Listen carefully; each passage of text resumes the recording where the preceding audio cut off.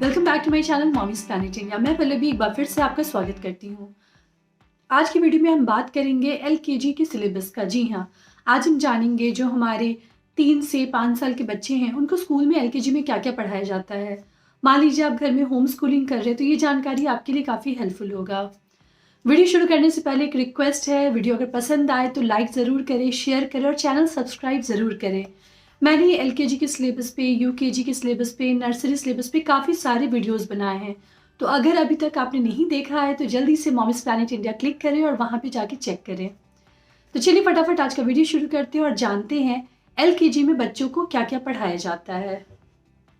देखिए, एलकेजी मतलब lower KG. हमारे बच्चे नर्सरी में अभी जा चुके हैं, स्कूल जाना, उठना, बैठना ये चीज़ें कंप्लीट हो गई हैं। एलकेजी में जाने पे क्या होता है, बच्चों को अभ्यास हो जाता है, वो स्कूल जाने में बहुत ज़्यादा नहीं कतराते हैं और अभी से उनकी थोड़ी बहुत पढ़ाई शुरू हो जाती है।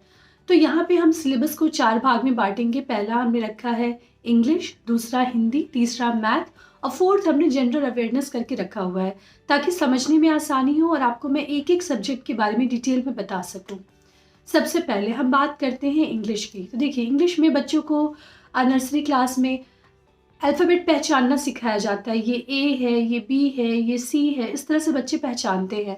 तो एलकेजी में भी स्टार्ट रिवीजन के साथ होता है। बच्चों को कैपिटल लेटर जो होते हैं अल्फ़ाबेट के वो उनको फिर से एक बार रिवाइज कराया जाता है और सीक्वेंस में याद कराया जाता है, जैसे A B C D E F G H I J K L M N O P Q R S T U V W X Y जी।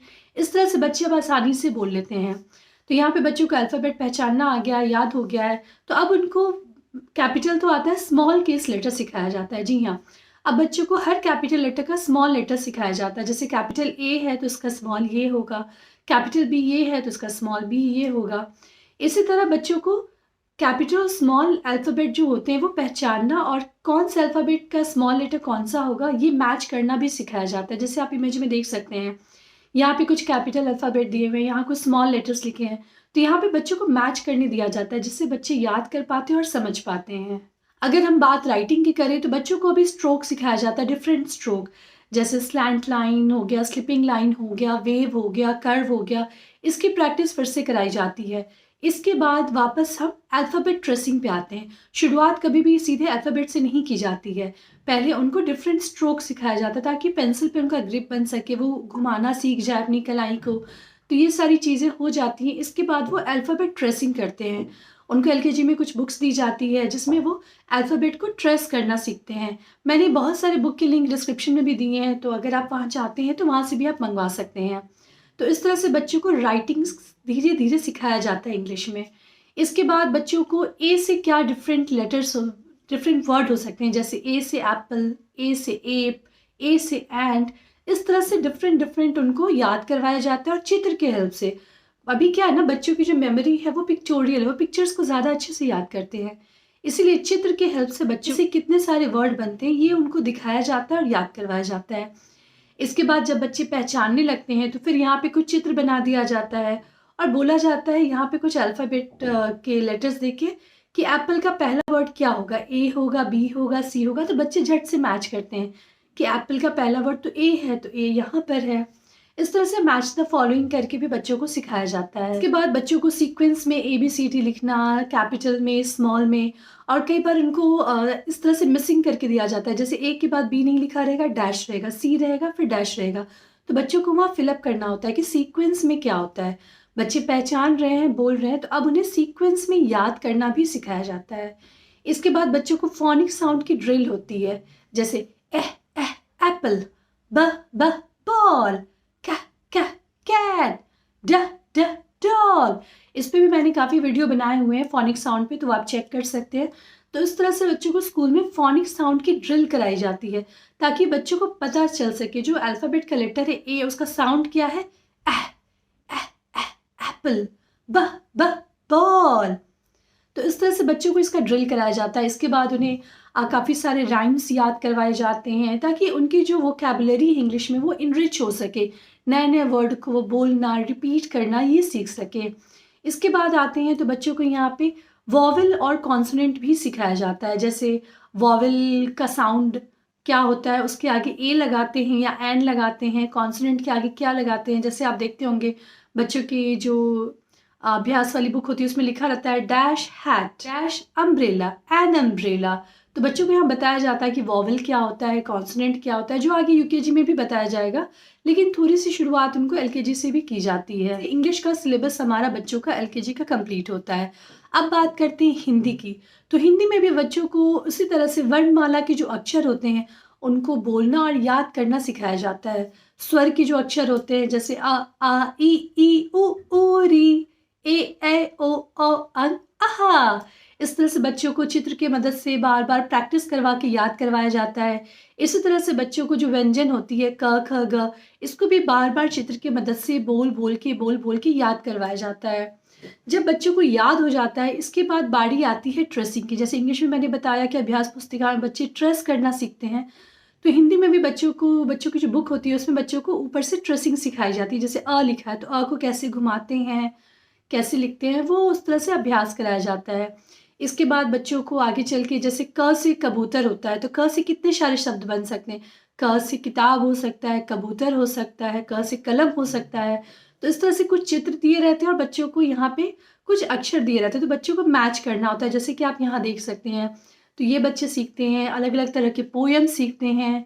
तो इस तरह से बच्चे के जो हिंदी की सिलेबस है, क्योंकि इसमें बहुत सारे स्वर के अक्षर है, व्यंजन के अक्षर है, तो इनको याद कराते कराते एलकेजी एक तरह से समझिए समाप्त हो जाता है।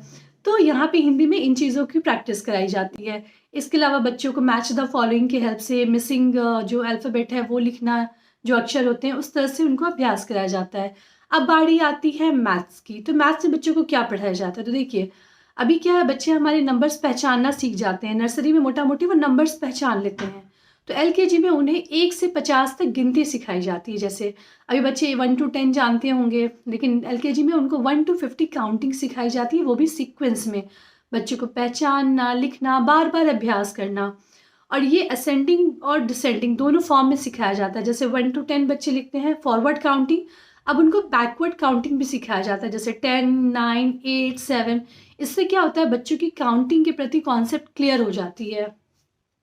तो इस तरह से फॉरवर्ड काउंटिंग, बैकवर्ड काउंटिंग होता है। इसके अलावा बच्चों को असेंडिंग ऑर्डर, डिसेंडिंग ऑर्डर सिखाया जाता है कि असेंडिंग जैसे 1 2 3 4 असेंडिंग फॉर्म में है, फिर अगर हम लिखते हैं 5 4 3 2 1 तो ये डिसेंडिंग फॉर्म हो गया।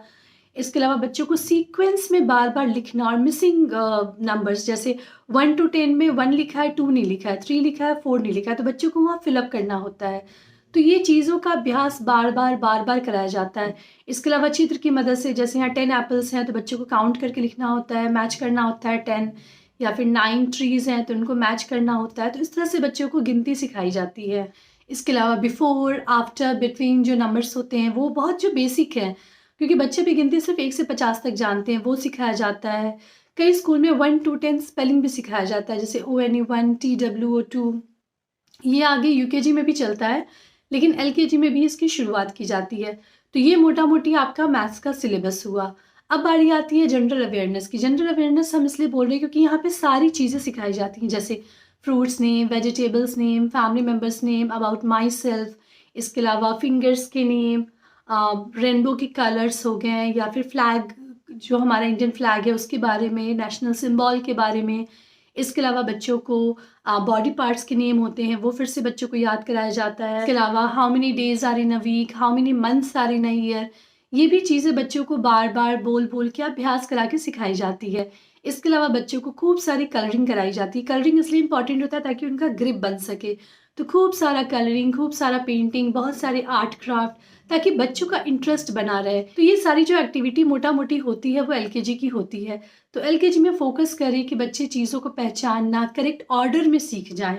पहचान तो वो रहे हैं, लेकिन अब उनको ऑर्डर में सिखाया जाता है। और बेसिक जो राइटिंग की शुरुआत होती है वो एलकेजी से शुरू होती है। अगर आपको लगता है कि बच्चा एलकेजी में चला गया और खुद से बहुत अच्छे से लिख लेगा, वो नहीं होगा। इस तरह की कॉपी का इस्तेमाल किया जाता है ताकि बच्चे को पता चल सके कौन सा लेटर कहाँ तक जाता है, कैसे मुड़ता है। तो यहाँ पे मोटा मोटी बच्चे धीरे धीरे अल्फ़ाबेट लिखने की शुरुआत करते हैं। इसके बाद जब वो यूकेजी में जाते हैं तो प्रॉपर एक सेंटेंस लिखते हैं, और 1 में जाते जाते थोड़ा बहुत अच्छे से लिखना सीख जाते हैं। तो ये मोटा मोटी सिलेबस है एलकेजी का। आई होप ये वीडियो आपको पसंद आया हो तो लाइक और शेयर ज़रूर करें। आप कुछ भी मुझसे पूछना चाहते हैं, कुछ भी बताना चाहते हैं, प्लीज़ कमेंट सेक्शन में ज़रूर लिखें। मुझे आप इंस्टाग्राम और फेसबुक पे भी फॉलो कर सकते हैं। इसके अलावा मैंने बच्चों की स्टडी के सिलेबस के ऊपर काफ़ी सारे वीडियोज़ बनाए हैं, जो आप मेरे चैनल पेज पे जाके देख सकते हैं। देखते रहिए moms planet India. Thank you.